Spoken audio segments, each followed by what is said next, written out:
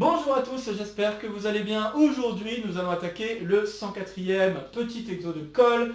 Et cet exercice sera assez léger, malgré ses apparences. Ce sera une jolie application et une jolie conséquence en fait d'un résultat que nous avions déjà abordé sur la chaîne, la décomposition de Frobenius. Permettez-moi dans un premier temps de lire l'énoncé de l'exercice du jour. Pour n supérieur ou égal à 2, on veut montrer que l'application qui a une matrice m associe son polynôme minimal, pi m, n'est pas continue.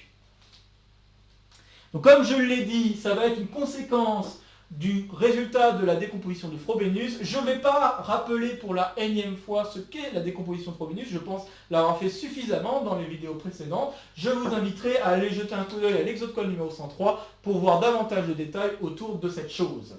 Mais on ne va pas avoir besoin de la décomposition de Frobenius directement, car nous l'avions déjà utilisé lors de l'exo de colle numéro 104, lorsqu'il a fallu étudier la topologie de l'ensemble des matrices cycliques. Alors permettez-moi d'abord de rappeler ce que sont les matrices cycliques. Ce sont des matrices M pour lesquelles il va exister un X dans Cn, tel que la famille formée par X, M fois X, M carré fois X jusqu'à M puissance N moins 1 fois X. Cette famille-là forme une base de Cn. Et ça a pas mal de petites conséquences, notamment liées au polynôme minimal. Et dans l'étude de la topologie des matrices cycliques, nous avions établi en fait que cet ensemble-là est un ensemble ouvert, connexe par arc et dense dans Mn de C. Donc voilà, alors ce résultat-là, ça s'obtient grâce à la décomposition de Frobenius, et donc je vous invite à aller jeter un coup d'œil pour voir exactement comment on prouve ces différentes choses liées à la topologie de ces matrices cycliques. Mais là, ici, j'aimerais utiliser ce résultat-là afin d'établir le résultat que nous souhaitons. Bref, cet exercice, je terminerai par dire que c'est un exercice qui est plutôt dédié aux deuxième année de classe préparatoire, encore une fois, pour peu qu'on ait ce background sous la main pour pouvoir attaquer cet exercice. J'ai pas d'autre chose à ajouter, donc comme d'habitude, n'hésitez pas à faire une pause sur la vidéo pour essayer de résoudre l'exercice par vous-même avant que je ne vous dise quoi que ce soit d'autre. Ok, alors on est parti. C'est pas un exercice très difficile, à condition qu'on ait bien compris un petit peu les choses dont on a besoin, notamment autour de cet exercice numéro 104. Résolution. On va résoudre la chose par l'absurde. Par l'absurde, supposons que l'application qui a M associe pi M est continue. Le fait de savoir que M est cyclique, on en parlait également dans l'exo de colle numéro 104, ça va impliquer que le polynôme minimal est directement égal au polynôme caractéristique. Pour M dans CNC, donc matrice cyclique, nous avons pi m est égal à pi m. A savoir d'ailleurs que c'est une caractérisation de l'ensemble des matrices cycliques, le fait de savoir que le polynôme minimal est égal au polynôme caractéristique. Or, nous savons déjà que l'application qui a m associe le déterminant donc de x in moins m, qui est donc rien d'autre que le polynôme caractéristique, nous savons déjà que cette application-là est continue, car polynomiale en les coefficients de m. En effet, caché dans ce calcul, on est en train de calculer une somme de produits de polynômes de degré au plus 1. Donc, pas de problème. Le fait de faire des produits sur les coefficients d'une matrice, ça pose aucun problème. Sur des polynômes qui sont à coefficients sur la matrice M, ça pose pas non plus de problème. Donc à la fin, on se retrouve bien avec une application qui est elle-même continue. Bon. Et c'est là où nous allons utiliser le résultat de l'exo de colle numéro 104. De plus, CNC est dense dans Mn de C. Donc la densité, c'est justement lié à l'exo de colle. Donc, je vais souligner tout ce qu'il faut. C'est lié justement à l'exo de colle numéro 104.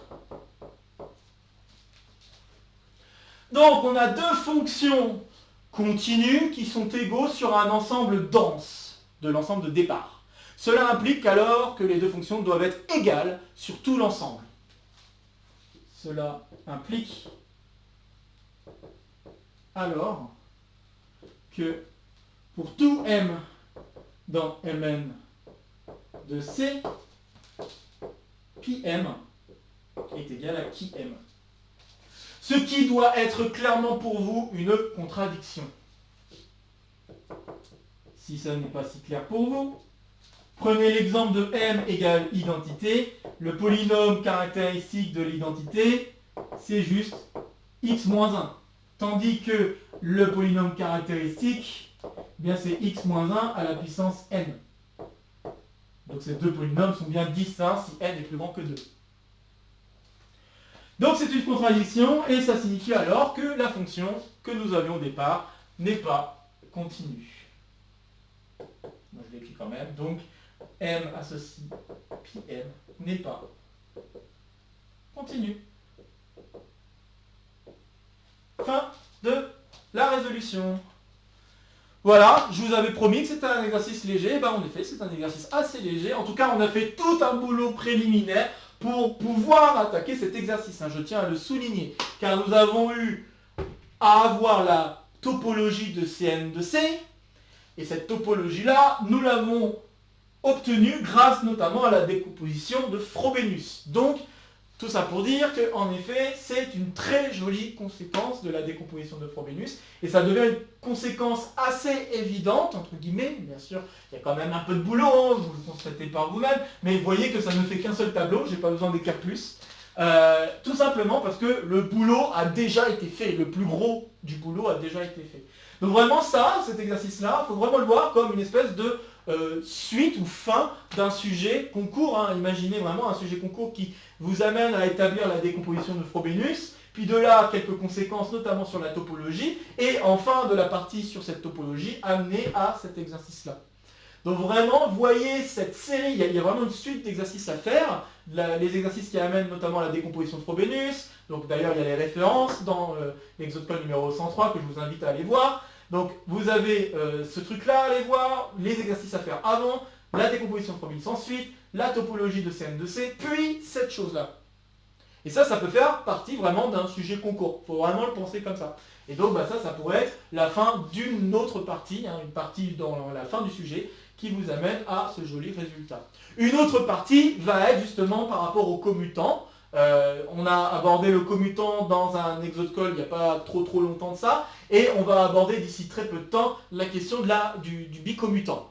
Et justement, ça pourrait être une autre partie de sujet qui serait également une autre conséquence de la décomposition de Frobenius. Je me permets d'ailleurs de le dire ici, je pense qu'après avoir attaqué le bicommutant, je ne parlerai plus beaucoup d'exercices qui sont conséquences de la décomposition de Frobenius. Il y en aura peut-être, je dis pas, mais je pense que j'aurais fait le plus gros qu'il y avait à faire autour de la décomposition de Frobenius. Voilà. Bref, j'ai pas grand-chose d'autre à ajouter autour de cet exercice et autour de d'autres petits trucs en lien avec la décomposition de Frobenius, ou en lien avec ce que je prévois de faire. Donc comme d'habitude, n'hésitez pas à partager la vidéo si vous connaissez des camarades qui pourraient être intéressés par cette vidéo ou par le contenu de la chaîne de manière plus générale. N'hésitez pas à laisser en commentaire vos questions, vos remarques, vos retours que vous pourriez avoir à la suite de cet exercice. Comme d'habitude ici, ça sera pour me soutenir. Ici, ça sera pour vous abonner. N'oubliez pas d'activer la clochette. De nouvelles vidéos vont s'offrir à vous pour continuer à faire le tour de la chaîne. Et sur ce, je vous retrouve prochainement pour de nouvelles aventures mathématiques. Portez-vous bien et à très bientôt. Salut à tous!